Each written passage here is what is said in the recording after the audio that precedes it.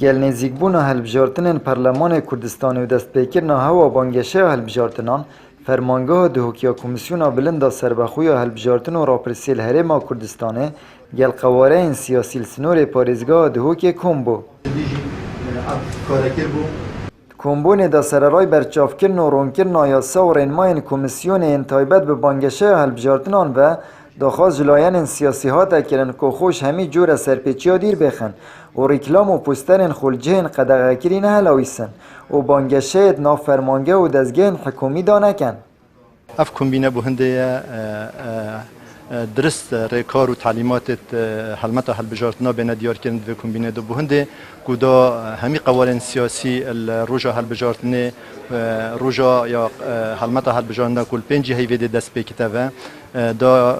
التزام پی بکن هر واساجی دا پیگیریه بکن پوان تعلیمات و رهنمایت کمیسیون بو هنده کدا هم شلایکی و ازعاج خلقی کی نیت کردن و هر شلایکی دیترجی بو هنده کو او جهن یت کو ممنوع راگهاندن تدا پیتا انجام دانه یانجی بانگش هلبجارتنا تدا به انجام دانه یانجی رکلام پی تدا بیتا کرنه یانجی چه فلیکس تدا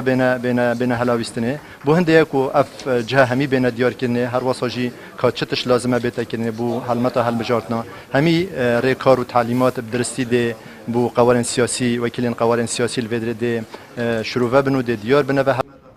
جلای خوب با جربانیا دهوکی رنماین خوین تایبت گهاندن کمیسیون هلبجارتنان و لاینین سیاسی و را گهاندوان هندک جه قدغه کرین فلیکس و پوستر لبه ندانان جوانا شوسته و ناوندا جاده یان هر دیسان نابید پیچ رنگه کی ماده نیسک و بویاغ جیبه نبکارینان و او لاین پیگیری وان رنمایان نبید دب کجمه پاره هت سزادان.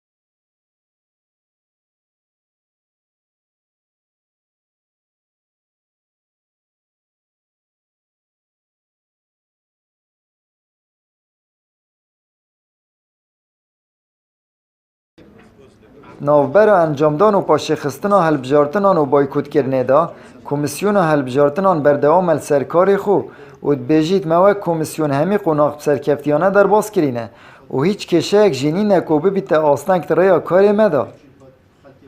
آمد بریفکانی کنال آسمانی پیام دهوک